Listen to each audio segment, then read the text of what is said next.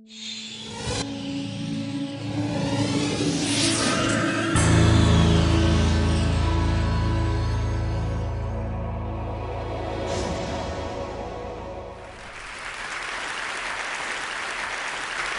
are here today because United Nations have defined goals for the progress of countries. They are called Millennium Development Goals. And the reason I really like these goals is that there are 8 of them.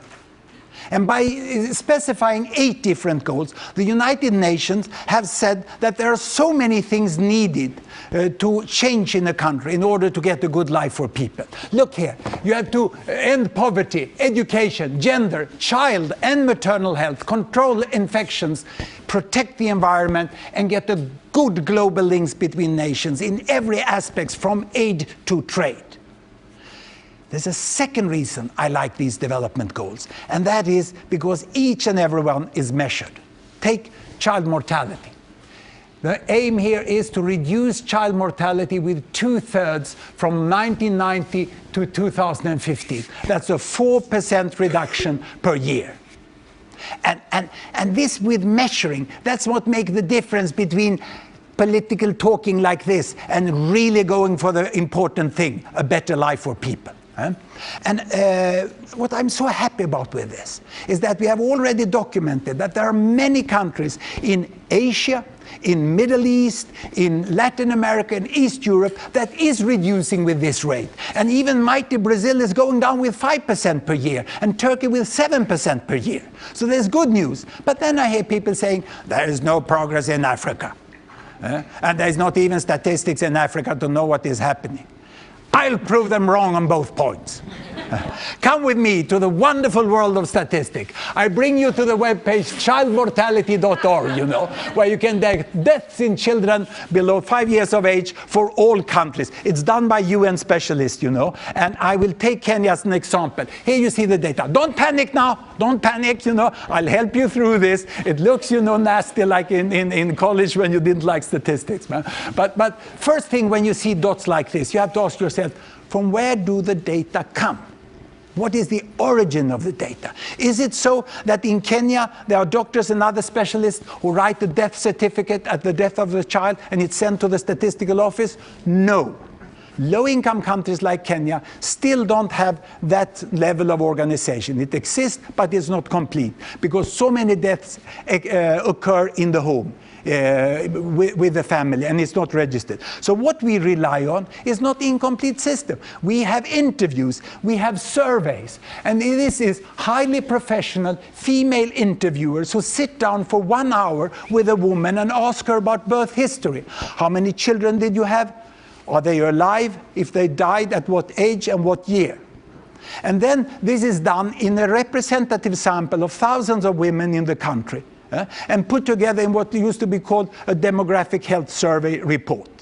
But these surveys are costly, so they can only be done with 3 to 5 years interval, but they have good quality. So this is a limitation. And all these colored lines here are results. Each color is one survey. But that's too complicated for today, so I'll simplify it for you, and I give you one average point for each survey. This was 1977, 1988, 1992, 97, and 2002. And when the experts in the UN have got these surveys in place in their database, then they use advanced mathematical formulas to produce a trend line. And the trend line looks like this. See here? It's the best fit they can get of this point. But watch out, they continue the line beyond the last point, out into nothing. And they estimated that 2008 Kenya had a child mortality of 128. And I was sad, because we could see this reversal in Kenya with an increased child mortality in the 90s. It was so tragic. But in June, I got a mail in my inbox from Demographic Health Survey, and it showed good news from Kenya. I was so happy. This was the estimate of the new survey. Then it just took another 3 months for UN to get it into their server, and on Friday we got the new trend line. It was down here. Isn't it nice? Isn't it nice, yeah? I was actually on Friday sitting in front of my computer, and I saw the death rate fall from 128 to 84 just that morning, you know. So we celebrated. But now, when you have this trend line, how do we measure progress? I'm going into some details here, because UN do it like this. They start 1990, they measure to 2009, they say 0.9%, no progress. That's unfair.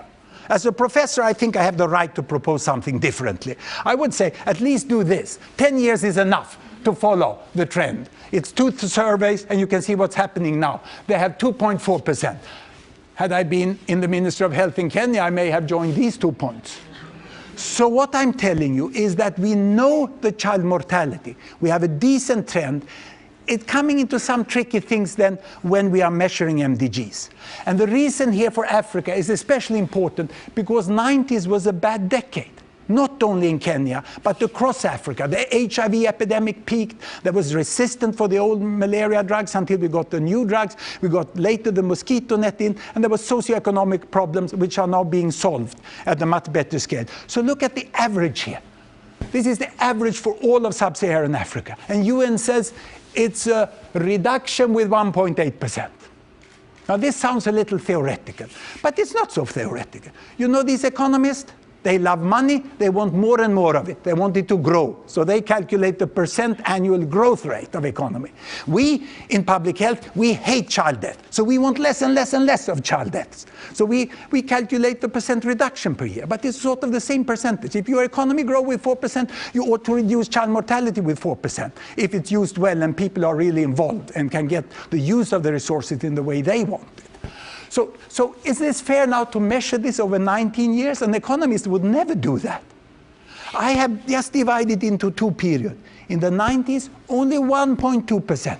Only 1.2%. Whereas now, second gear. It's like Africa had first gear, now they go into second gear. But even this is not a fair representation of Africa, because it's an average. It's an average speed of reduction in Africa. And look here, when I take you into my bubble graphs. Still here, child death per 1,000 on that axis. Here we have year. And I'm now giving you a wider picture than the MDG. I start 50 years ago when Africa celebrated independence in most countries.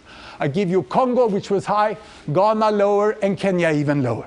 And what has happened over the years since then? Here we go. You can see with independence, literacy improved, you know, and vaccination started, smallpox was eradicated, hygiene was improved, and things got better. But then in the 80s, watch out here, Congo got into civil war, and they leveled off here. Ghana got very fast. This was the backlash in Kenya, and Ghana bypassed, but then Kenya and Ghana go down together, still a standstill in Congo. That's where we are today. You can see it doesn't make sense to make an average of this 0 improvement and this very fast improvement. Time has come to stop thinking about sub-Saharan Africa as one place. The countries are so different, and they merit to be recognized in the same way as we don't talk about Europe as one place. I can tell you that the economy in Greece and Sweden are very different. Everyone knows that. And they are judged each country on how they are doing, you know. So let me show the wider picture. My country, Sweden, 1800, we were up there. What a strange personality disorder we must have, counting the children so meticulously in spite of a high child death rate. It's very strange, it's sort of embarrassing. But we had that habit in Sweden, you know, that we counted all the child deaths even if we didn't do anything about it. And then you see these were famine years, these were bad years, and people got fed up with Sweden. My ancestors moved to the United States, you know, and eventually soon we started to get better and better here. And here we got better education and we got health service, and child mortality came down. We never had a war. Sweden was in peace all this time. But look, the rate of lowering in Sweden was not fast.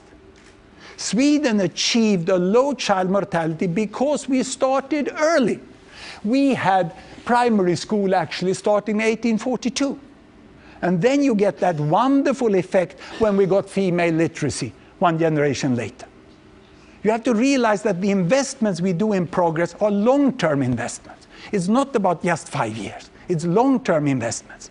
And Sweden never reached Millennium Development Goal rate, 3.1% when I calculate. So we are off track. That's what Sweden is. But we don't talk about it so much. We want others to be better than we were. And indeed, others have been better. Let me show you Thailand. See what the success story in Thailand from the 1960s, how they went down here and reached almost the same child mortality levels as Sweden. And I'll give you another story. Egypt, the most hidden, glorious success in public health.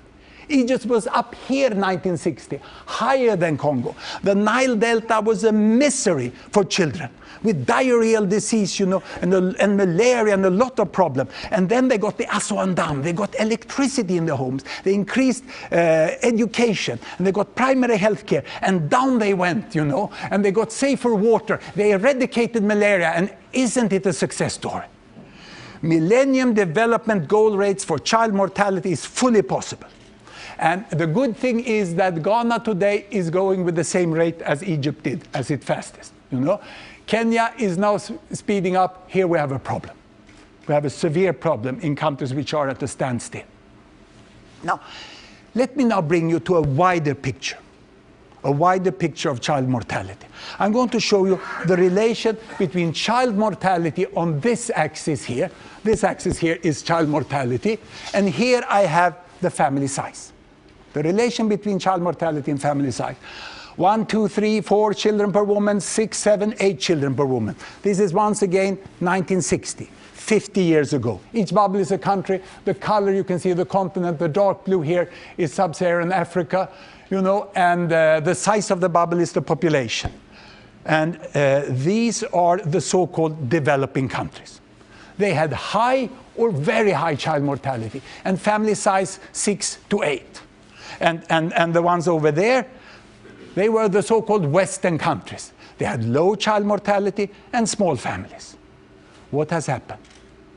What I want you now is to see with your own eyes the relation between falling child mortality and decreasing family size. I just want not to have any room, just to see that for yourself. This is what happened. Now I start the world. Here we come down with eradication of smallpox, better education, health service. It got down there. China comes into the Western box here, and here Brazil is in the Western box. India is approaching. The first African country is coming into the Western box. And we get a lot of new neighbors. Welcome to a decent life. Come on, we want everyone down here. This is the vision we have, isn't it? And look now, the first African countries here are coming in. There we are today. There is no such thing as a Western world and developing world. This is the report from UN, which came out on Friday. It's very good. Levels and trends in child mortality, except this peg. This peg is very bad. It's the categorization of countries. It labels developing countries. I can read from the list here. Developing countries, Republic of Korea, South Korea. They get Samsung. How can they be developing countries? They have here Singapore. They have the lowest child mortality in the world is Singapore. They bypassed Sweden 5 years ago, and they are labeled developing country. They have here Qatar. It's the richest country in the world with Al Jazeera. How the heck could they be developing countries? This is crap. The rest here is good. The rest is good. We have to have a modern concept which fit to the data, and we have to realize that we are all going to live into this down to here. What is the importance now with the relations here? Look, even if we look in Africa, these are the African countries. You can clearly see the relation with falling child mortality and decreasing family size, even within Africa. It's very clear that this is what happens. And a very important piece of research came out on Friday from the Institute of Health Metrics and Evaluation in Seattle, showing that almost 50% of the fall in child mortality can be attributed to female education. That is when we get girls in school, we will get an impact 15 to 20 years later, which is a secular trend, which is very strong. That's why we must have that long-term perspective, but we must measure the impact over 10 years periods. It's fully possible to get child mortality down in all of these countries and to get them down into the corner where we all would like to live together. And of course, lowering child mortality is a matter of uttermost importance from humanitarian aspects. It's a decent life for children. we are talking about. But it is also a strategic investment in the future of all mankind, because it's about the environment. We will not be able to manage the environment and avoid the terrible climate crisis if we don't stabilize the world population. Let's be clear about that. And the way to do that is to get child mortality down, get access to family planning, and behind that a drive of female education, and that is fully possible. Let's do it. Thank you very much.